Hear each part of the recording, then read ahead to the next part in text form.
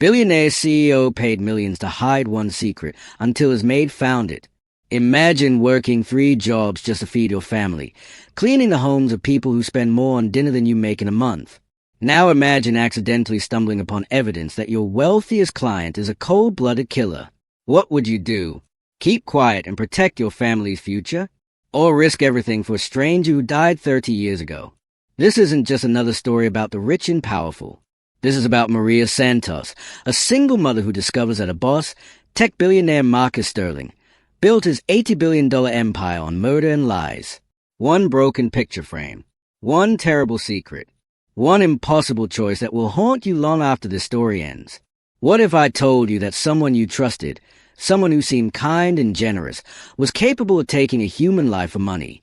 What if that person had the power to destroy you and everyone you love with a single phone call? This is a story of how a cleaning lady brought down one of the most powerful men in America. And it all started on a Tuesday morning that changed everything. Before we dive into this incredible story, drop a comment below and tell me what city you're watching from. And if you're ready for more powerful stories like this one, smash that like button and hit subscribe. It really helps the channel grow. Now let's continue. Marcus Sterling stood at the floor-to-ceiling windows of his Manhattan penthouse, watching the city wake up 40 stories below.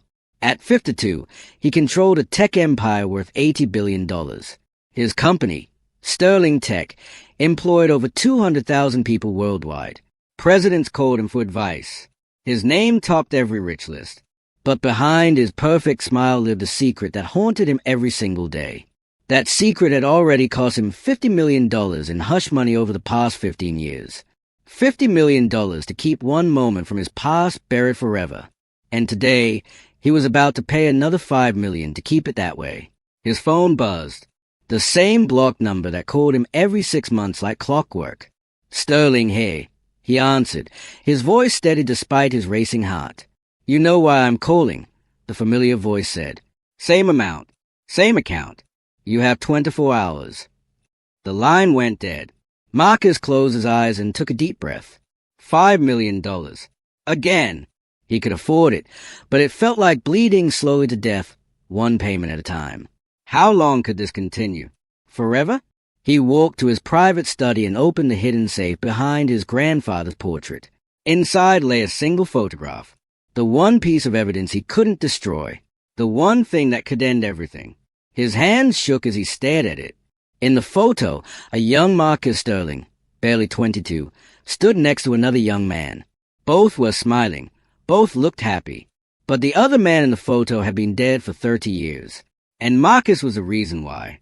Meanwhile, 3 floors down in the service area of the building, Maria Santos prepared for another day of work. At 35, she had been cleaning homes for wealthy families for 12 years. She supported her sick mother and put her teenage son through school with the money she owned. Maria took pride in her work. She was thorough, honest, and invisible. Rich people liked invisible help. She had been cleaning Mr. Sterling's penthouse for 3 years now. He was different from her other clients. Polite but distant. Generous with tips but never personal. She knew he was important because she recognized him from news programs. But to Maria, he was just another lonely rich man living in a too-big apartment. What Maria didn't know was that Marcus had specifically chosen her after extensive background checks. He needed someone trustworthy, someone who wouldn't snoop, someone who cleaned efficiently and left quickly. Maria's perfect record and glowing references made her ideal. For 3 years, the arrangement worked perfectly. But today would be different. Marcus left for his office at 7 a.m. sharp, as he did every Tuesday. He had back-to-back meetings until evening, including a board presentation about Sterling Tech's expansion into artificial intelligence. On the surface, his life looked perfect. Successful company, unlimited wealth, respect from peers. But inside, he felt like he was drowning. The weight of his secret grew heavier each year. Sometimes he woke up in cold sweats, dreaming about that night 30 years ago. Sometimes he considered confessing everything. But then he thought about his company, his employees, his reputation.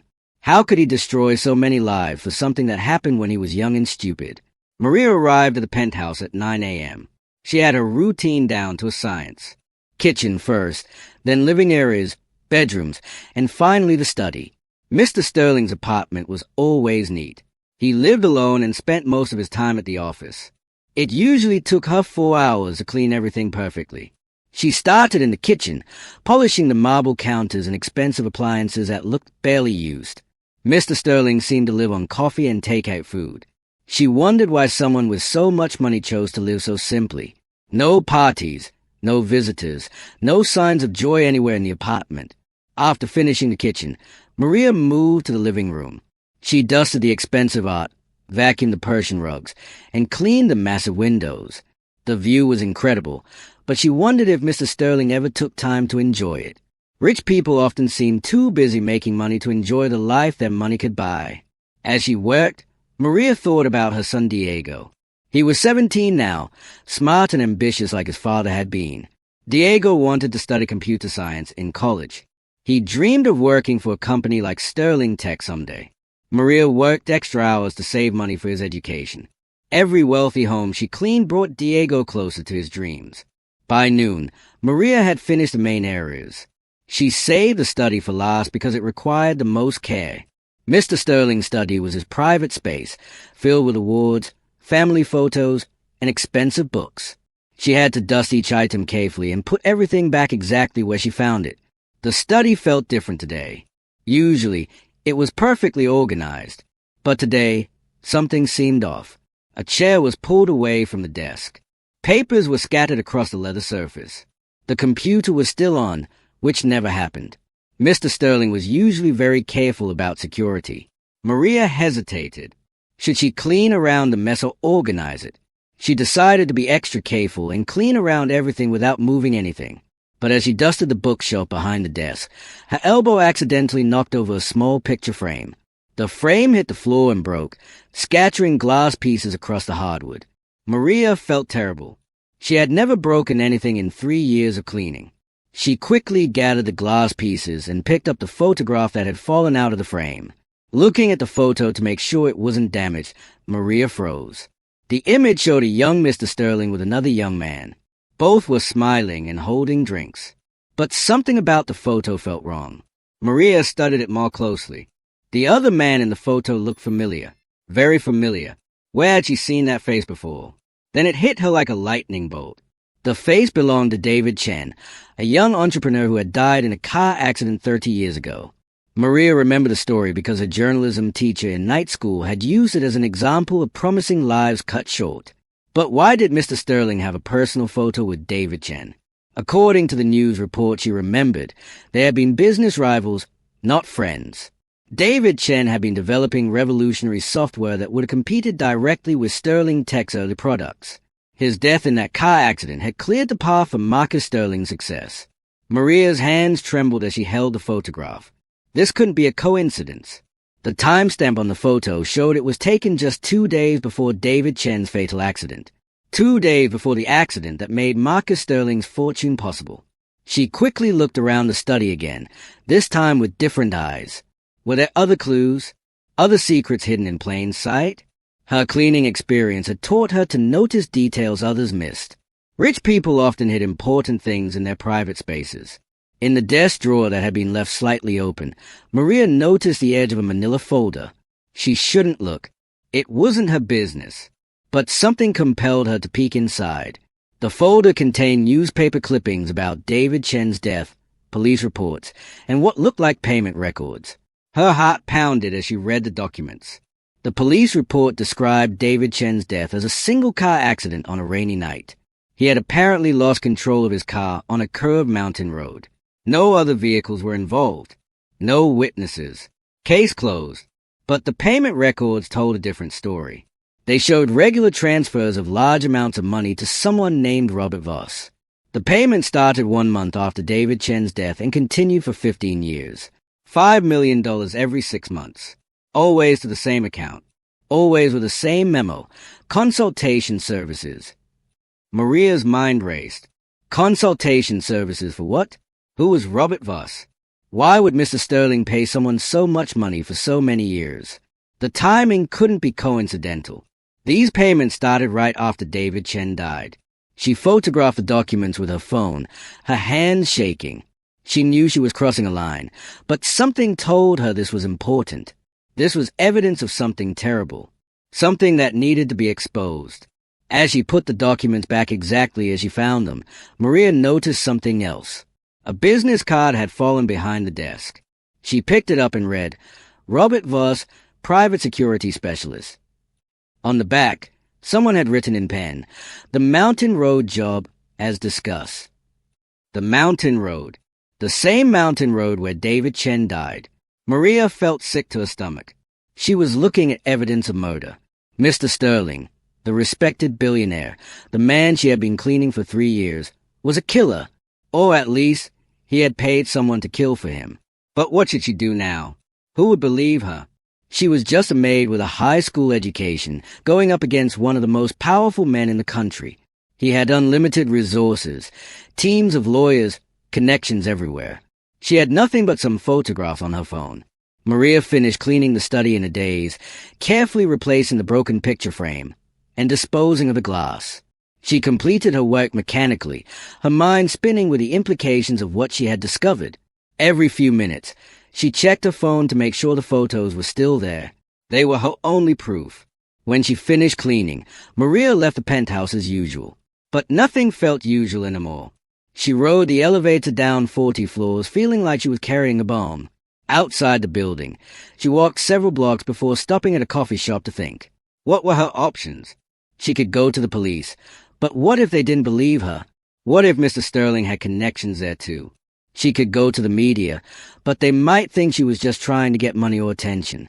She could confront Mr. Sterling directly, but that seemed dangerous. Or she could do nothing. Pretend she never saw anything. Keep cleaning his apartment and collecting her paycheck. Let sleeping dogs lie, as her mother would say. But David Chen deserved justice, didn't he? His family deserved to know the truth. Maria thought about her son Diego, who admired successful entrepreneurs like Marcus Sterling. What would she tell him? That success sometimes came from destroying others? That money could buy silence for any crime? That good people should look the other way when they discovered evil? No. She couldn't do nothing. Maria spent the afternoon researching David Chen online. She learned that he had been a brilliant programmer, just 23 years old when he died. He had been developing software that would revolutionize data storage. Several major companies had been interested in his work, including Sterling Tech. According to the articles she found, David's death had been a huge loss to the tech industry. His software patents had been sold by his estate to pay debts. Marcus Sterling's company had been one of the buyers. In fact, some of Sterling Tech's most successful products seemed to be based on David's original ideas. The more Maria learned, the angrier she became. Marcus Sterling hadn't just killed a rival. He had stolen his victim's life work. He had built his entire empire on murder and theft. And for 30 years, he had lived like a king while David Chen's family grieved. As the afternoon turned to evening, Maria made her decision. She would go to the police first thing in the morning. But tonight, she would copy all the evidence she could find. If Mr. Sterling discovered what she knew, those documents would probably disappear quickly. She waited until after midnight, then returned to the building. She used her cleaning access to enter the service area, then took the elevator to Mr. Sterling's floor. Her hand shook as she used her key to enter the penthouse. The apartment was dark and quiet. Mr. Sterling was probably at some fancy business dinner. Maria went straight to the study and turned on a small lamp. She photographed every document in the folder, making sure to capture clear images of the payment records and police reports. She also searched through other drawers and found more evidence, bank statements, meeting notes, even what looked like a confession letter that Mr. Sterling had written but never sent. The confession letter was the most damning evidence of all. In it, Marcus Sterling admitted to paying Robert Voss to cause David Chen's accident. He described his guilt and fear, his regret for destroying an innocent life. But he also explained why he could never confess. Too many people depended on him now. Too many jobs and investments would be lost. As Maria photographed the letter, she heard a key turning in the front door. Her blood turned to ice. Mr. Sterling was coming home early. She quickly put everything back and turned off the lamp, but there was nowhere to hide in the study. The main hallway was the only way out, and Mr. Sterling would see her. She heard his footsteps approaching. In seconds, he would turn on the lights and find her. Maria's mind raced. What could she say? How could she explain being here in the middle of the night? The footsteps stopped just outside the study door. Maria held her breath and pressed herself against the wall behind the door. Maybe he wouldn't come in. Maybe he would go straight to bed. But the door opened, and the lights came on. Marcus Sterling stepped into his study and froze when he saw Maria standing there. For a moment, neither of them moved or spoke. The silence stretched between them like a live wire. "Maria," he finally said, his voice carefully controlled. "What are you doing here?" I forgot something earlier," she lied, her voice barely a whisper. "My phone charger. I thought I left it in here." Marcus looked around the study, his eyes taking in every detail. Had anything been moved? Had she seen anything she shouldn't have? His gaze lingered on the desk where the folder was hidden. "Your phone charger," he repeated slowly. "And you came back at midnight to get it." "I need it for work tomorrow," Maria said, knowing how weak it sounded. "I have another early job." Marcus studied her face carefully. After 30 years of hiding his secret, he had become expert at reading people's expressions. Maria looked terrified, but was it just fear of being caught somewhere she shouldn't be? Or was it something more? "Did you find your charger?" he asked. "No," Maria said. "It must be somewhere else. I should go." She started toward the door, but Marcus stepped into her path. Not threatening, but blocking her exit. His businessman's instincts told him something was wrong. Maria had been cleaning his apartment for 3 years without incident. Why would she suddenly break in during the middle of the night? "Maria," he said gently, "I know this looks strange, but I'm worried about you. This isn't like you. Is everything okay? Are you in some kind of trouble?" The kindness in his voice almost broke Maria's composure. For a moment, she wanted to tell him everything. He seemed genuinely concerned, like the polite, generous employer she thought she knew. But then she remembered the photographs on her phone, the evidence of what he had done. "I'm fine," she said. "Really? I just made a mistake coming here so late. I should use better judgment." Marcus nodded, but his eyes remained watchful. "Let me drive you home," he offered. "It's not safe for you to take the subway alone at this hour." "No, thank you," Maria said quickly. Too quickly. "I have my car downstairs." Another lie. Marcus knew Maria took the subway to work because he had seen her exit from the subway station. She didn't have a car. Why was she lying about something so simple? A cold realization began to form in Marcus's mind. Maria was here for a reason. She had seen something, found something. The question was, what did she know? "Actually," he said, still blocking the doorway, "I think we should talk." Maria's heart hammered against her ribs. "About what?" "About what you really came here to find," Marcus said, his voice losing its gentle tone. "And about what you think you know." The pretense crumbled between them. Marcus could see the knowledge in Maria's eyes, and Maria could see the dangerous calculation in his. They both understood that everything had changed in the last 60 seconds. "I don't know anything," Maria whispered. "I think you do," Marcus replied. "And I think we need to discuss what you plan to do about it." Marcus moved to his desk and sat down, gesturing for Maria to take the chair across from him. It wasn't a request. Maria sat down on trembling legs, her phone feeling like it weighed 1,000 pounds in her pocket. "How long have you known?" Marcus asked. "Known what?" "Please don't insult my intelligence, Maria. You've been an excellent employee for 3 years. Trustworthy, discreet, professional. But tonight you broke into my home to look through my private papers. That suggests you discovered something that changed your opinion of me." Maria stared at her hands. "There was no point in lying anymore. I found the photograph by accident. It fell when I was cleaning." "The photograph of David and me?" "Yes." "And then you looked through my desk." Maria nodded, ashamed. "I shouldn't have. But when I saw who was in the photo, I had to know more." Marcus was quiet for a long moment, studying her face. Finally, he spoke. "What do you think you know about David Chen?" "I know he died in a car accident 30 years ago. And I know you've been paying someone named Robert Voss ever since. I know David was your competitor, and his death cleared the way for your success.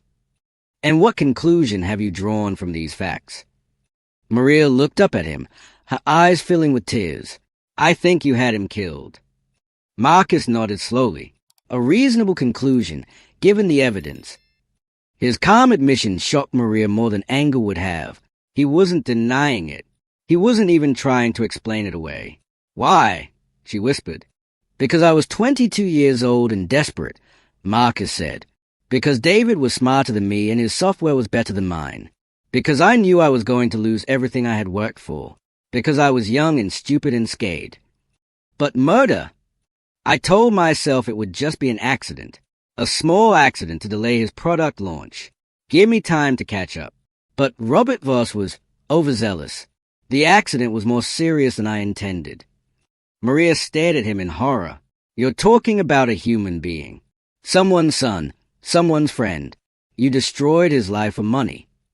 Yes, Marcus said simply. I did, and I've regretted it every day for 30 years. Regret doesn't bring him back. No, it doesn't. They sat in silence for several minutes. Maria tried to process the fact that she was having a casual conversation with a murderer. Marcus seemed to be thinking about what to do next. I suppose you're planning to go to the police, he finally said. I have to. Do you? Why? The question caught Maria off guard. Because it's right. Because David Chen deserves justice. Because you can't just buy your way out of murder. But I can, Marcus said matter-of-factly. I have been for 30 years. One more payment won't make any difference. What do you mean? Marcus leaned back in his chair. I mean I'm prepared to offer you the same arrangement I had with Robert Voss. $5 million every 6 months, deposited into any account you choose, in exchange for your silence. Maria's mouth fell open. You're trying to bribe me. I'm offering you financial security for the rest of your life. Your son could attend any university in the world. You could buy a house, take care of your mother, never worry about money again. All you have to do is keep cleaning my apartment, and forget what you learned tonight. I can't do that. Why not? David Chen is already dead. Nothing you do can change that. But you can change your family's entire future with one simple decision. Maria stood up abruptly. Because it's wrong. Because some things are more important than money. Are they? Marcus asked. Your son wants to study computer science, doesn't he? Do you know how much college costs these days? How much debt he'll accumulate? What if I told you that I could guarantee him a full scholarship to MIT and a job at Sterling Tech when he graduates? What if I could ensure that your mother gets the best medical care available for her condition? Stop, Maria said, but her voice lacked conviction. I've done my research on you, Maria. I know about your mother's diabetes, your son's dreams, your own night school classes. I know you work 3 jobs to make ends meet. I know you haven't taken a vacation in 8 years. I'm offering you a way out of all that struggle. Maria closed her eyes. The offer was tempting, more tempting than she wanted to admit. Her family could have everything they needed and more. Diego could achieve his dreams without crushing debt. Her mother could get proper treatment. She herself could finally rest. But David Chen's face from the photograph seemed to stare at her from behind her closed eyelids. A young man with his whole life ahead of him, cut short by greed and ambition. I can't, she said firmly, opening her eyes. I won't. Marcus sighed deeply. I was afraid you'd say that. So what happens now? Now I have to make a difficult decision. Something in his tone made Maria's blood run cold. What kind of decision? Marcus stood up and walked to the window, looking out at the city lights. You have to understand, Maria, I built something important here. Sterling Tech employs over 200,000 people worldwide. We've created technologies that have improved millions of lives. We've donated billions to charity, funded research that has saved countless lives. All of that goes away if I'm exposed as a murderer. That doesn't justify what you did, doesn't it? If my arrest and conviction would destroy the livelihoods of 200,000 innocent people, isn't there an argument that the greater good requires keeping the secret? You're rationalizing murder. I'm weighing the consequences of truth against the consequences of silence. Marcus turned back to face her. And I'm considering what to do about someone who threatens to upset that balance. Maria felt real fear for the first time. You're threatening me. I'm explaining the situation. You have evidence that could destroy everything I built. That makes you either an ally or a threat. I prefer allies. And if I refuse to be your ally? Marcus was quiet for a long moment. Robert Voss is still on my payroll. He's very good at making problems disappear. The threat hung in the air between them like smoke. Maria understood now why Marcus had paid blackmail for 30 years instead of dealing with a blackmailer permanently. He wasn't a natural killer. The murder of David Chen had been a moment of desperation and bad judgment. But 30 years of living with that secret had changed him, hardened him, made him capable of things he never would have considered as a young man. You would kill me to protect your secret. I would do whatever is necessary to protect the lives and livelihoods of the people who depend on me. Maria stood up slowly. I need to think. Of course, but don't think too long. And don't do anything rash while you're thinking. Remember, I know where you live, where your son goes to school, where your mother receives her medical care. I know your routines, your habits, your weaknesses. If you become a threat to me, you become a threat to everyone you care about. Maria walked toward the door on unsteady legs. At the threshold, she turned back. The man I thought I knew for 3 years, was any of that real? Marcus considered the question seriously. I think so. The guilt, the loneliness, the regret, that's all real. I'm not a monster, Maria. I'm just someone who made a terrible mistake and has been trying to live with the consequences ever since. And if those consequences include killing me, then I'll have to live with that too. Maria left the penthouse feeling like she was walking through a nightmare. Everything she thought she knew about her life had changed in one evening. She was no longer just a cleaning lady trying to support her family. She was now the keeper of a deadly secret, caught between her conscience and her survival. The next few days passed in a blur of fear and indecision. Maria continued her normal routine, cleaning houses, attending night school, caring for her mother, helping Diego with college applications. But everything felt different now. She jumped at shadows, checked over her shoulder constantly, analyzed every car that drove past her house. Marcus had given her a week to decide. Each day that passed brought her closer to that deadline. Each day, the weight of the secret grew heavier. On Thursday, she researched David Chen's family online. His parents had died years ago, but he had a sister named Linda who still lived in California. Linda had never married and had no children. David had been her only sibling. Maria found Linda's social media profiles and saw a woman who looked older than her years, marked by loss and sadness. In one post from the anniversary of David's death, Linda had written, 30 years ago today, I lost my best friend and only brother. I still dream sometimes that he'll call me like he used to, excited about some new project or idea. The world lost something precious when David died, and I've never stopped missing him. Reading those words, Maria knew she couldn't stay silent. David Chen had been loved. His death had caused real pain that lasted decades. His sister deserved to know the truth about what happened to him. But what about her own family? What about Diego's future and her mother's health? What about her own life? On Friday evening, Maria made her choice. She copied all the photographs from her phone to a flash drive and wrote a detailed account of everything she had discovered. She sealed everything in an envelope addressed to Detective Sarah Rodriguez, a name she had found online while researching who to contact about cold cases. She also wrote letters to Diego and her mother, explaining what she had discovered and why she had to come forward. She tried to prepare them for the possibility that speaking truth to power might have dangerous consequences. Saturday morning, Maria dressed carefully for what might be her last day of work. She put the envelope in her purse and took the subway to Marcus Sterling's building. Her hands shook as she rode the elevator to the penthouse floor. Marcus was waiting for her in the living room when she arrived. He looked tired, as if he hadn't slept much during the week either. Have you made your decision? He asked without preamble. Yes.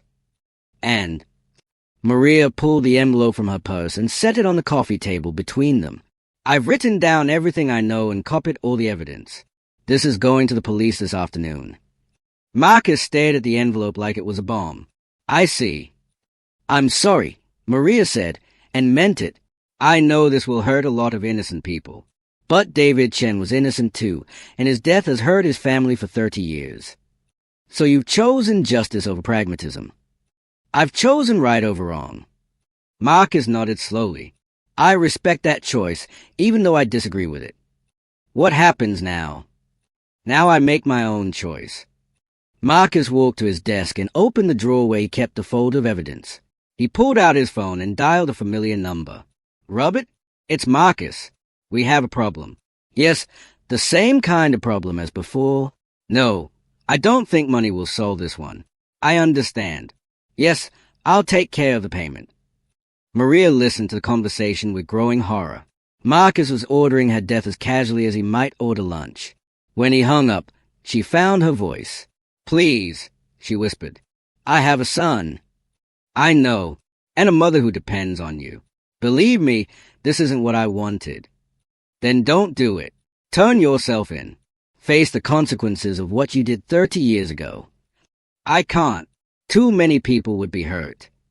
People will be hurt anyway. My family, David's family, everyone who believed in you. Murder doesn't solve problems, Mr. Sterling. It just creates new ones. Marcus was quiet for a long moment, staring out the window at the city he had conquered through blood and lies. Finally, he spoke. You know what the worst part is? You're right. I've spent 30 years telling myself that I was protecting others, that my success justified David's death. But the truth is, I was just protecting myself.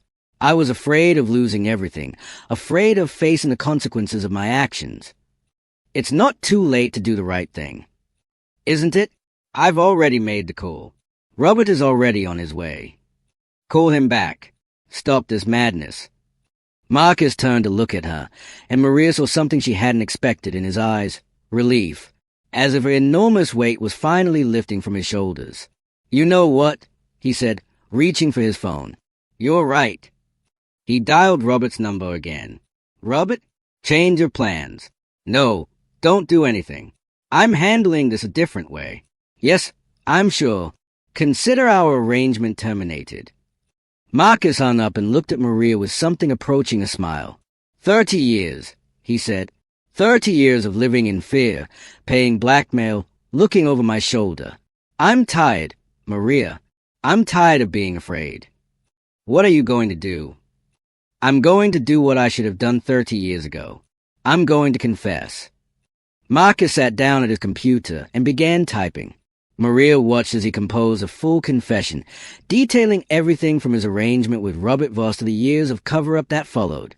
When he finished, he attached copies of all the incriminating documents from his files. I'm sending this to the FBI, the district attorney, and 3 major newspapers, he said. By tonight, everyone will know what I did. Your company will survive. It's bigger than me now. The board will choose a new CEO. The stock price will recover eventually, and life will go on. But at least it will go on honestly. Marcus hit send, and 30 years of secrets disappeared into the digital ether. He leaned back in his chair and closed his eyes. How do you feel? Maria asked. Terrified, Marcus admitted. But also free. For the first time in 30 years, I feel free. Within hours, the story broke across every major news outlet. Tech billionaire confesses to decades-old murder. The confession included full documentation of the crime, the cover-up, and the years of blackmail payments. By evening, Marcus Sterling was in federal custody. The fallout was swift and severe. Sterling Tech stock price collapsed before recovering slightly when the board announced new leadership. Several major deals were cancelled. Thousands of employees worried about their jobs. The tech industry reeled from the scandal. But there was also unexpected support. David Chen's sister Linda issued a statement thanking Maria for her courage and Marcus for finally telling the truth. My brother can't come back, she said, but knowing what really happened brings a kind of peace I never thought I'd have. Maria became a reluctant media sensation, hailed as a hero for choosing justice over money. She used her newfound platform to advocate for other victims' families and to support whistleblower protections. The $5 million reward offered by the district attorney for information leading to conviction helped secure her family's financial future, the very security Marcus had offered as a bribe. Diego received scholarship offers from several universities, including MIT. Maria's mother got the medical care she needed. And Maria herself finally had the resources to pursue her own education and dreams. Marcus Sterling was convicted of murder and conspiracy charges. He received a life sentence but was eligible for parole after 25 years. In prison, he established an education fund for disadvantaged students studying computer science, funded by the liquidation of his personal assets. During his sentencing hearing, Marcus addressed David Chen's family directly. "I can't give you back the 30 years you lost," he said. "I can't undo the pain I caused or bring David back. All I can do is accept responsibility for what I did and try to make whatever amends are possible." The case became a landmark example of how wealth and power can corrupt justice, but also how truth is a way of eventually surfacing. Maria's story inspired other whistleblowers to come forward in similar cases of corporate crime and cover-ups. 3 years later, Maria graduated from college with a degree in criminal justice. She now works as a victim's advocate, helping families navigate the legal system when seeking justice for their loved ones. She still thinks about that Tuesday morning when a broken picture frame changed everything. "People ask me if I regret my decision," Maria often says in her speaking engagements. "They point out that I could have taken the money and stayed silent. My family would have been secure, and no one would have been hurt. But I've learned that some prices are too high to pay, even for security. The truth may be expensive, but lies cost even more in the long run." Robert Voss, the man who actually killed David Chen, was arrested and convicted based on evidence from Marcus's confession. He received a life sentence without possibility of parole. In exchange for his cooperation, he revealed details about other accidents he had arranged for various wealthy clients over the years, leading to additional arrests and convictions. The Sterling tech company survived the scandal and eventually thrived under new leadership committed to transparency and ethical practices. They established the David Chen Innovation Fund, supporting young entrepreneurs with promising technologies. David's work, which had been stolen and suppressed, was finally published and credited to his name. Linda Chen used a portion of the restitution money to establish a foundation supporting victims' families and funding cold case investigations. "David would have been proud," she said at the foundation's launch. "He always believed that technology should be used to help people and reveal truth, not hide it." The case also led to legal reforms regarding corporate accountability and whistleblower protections. Maria testified before Congress about the dangers of allowing wealth to silence witnesses to crime. Her testimony helped pass legislation strengthening protections for employees who report illegal activities by their employers. As for the apartment where it all began, Marcus Sterling's penthouse was sold to pay restitution to victims' families. The new owner, ironically, was a federal prosecutor who specialized in white-collar crime. She kept Marcus's study exactly as it was, using it as a reminder that justice may be delayed, but it doesn't have to be denied. Maria still sometimes thinks about the choice she faced that night in Marcus Sterling's study. The offer of millions of dollars for her silence was real, and the security it would have provided was tempting. But she's never regretted choosing truth over money. "My son asks me sometimes if I made the right choice," she reflects. "I tell him that right and wrong aren't always about the immediate consequences. Sometimes you have to think about what kind of world you want to live in, what kind of person you want to be." Diego graduated from MIT with highest honors and now works as a software engineer, developing programs to help law enforcement solve cold cases. He often says his mother's courage taught him that success means nothing if it's built on lies and injustice. Maria's mother lived to see her daughter become a college graduate and celebrated Diego's acceptance to MIT.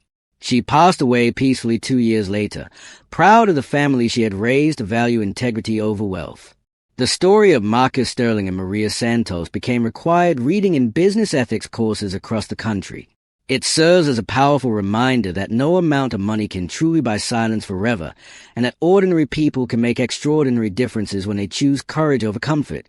In her final interview about the case, Maria was asked what she would say to other people facing similar moral dilemmas. Her answer was simple: remember that secrets have a way of coming out eventually. The question isn't whether the truth will be revealed, but whether you will be on the right side of it when it is. David Chen deserved justice, but more than that, he deserved to be remembered as a brilliant young man he was, not as a footnote in someone else's success story.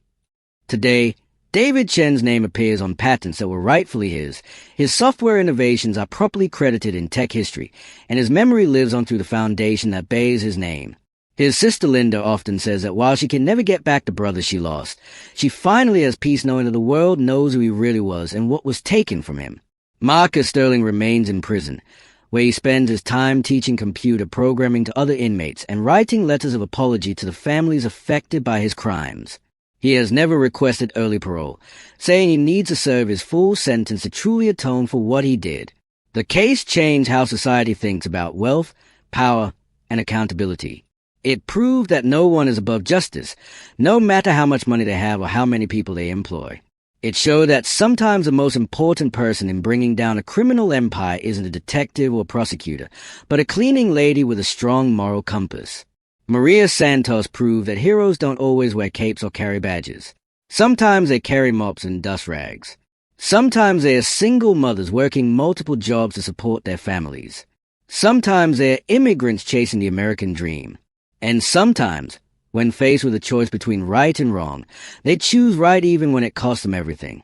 The broken picture frame that started it all was never repaired.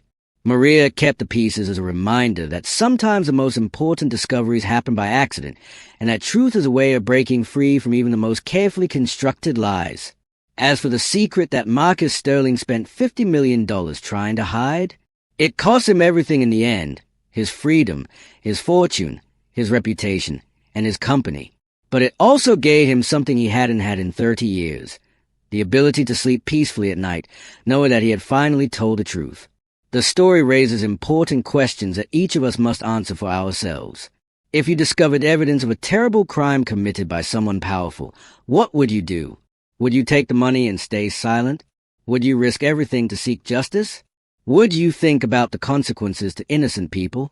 Or would you, like Maria Santos, decide that some truths are too important to hide, no matter what the cost?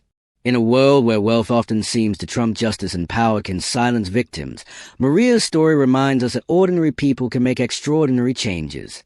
It shows us that courage doesn't require special training or superhuman strength.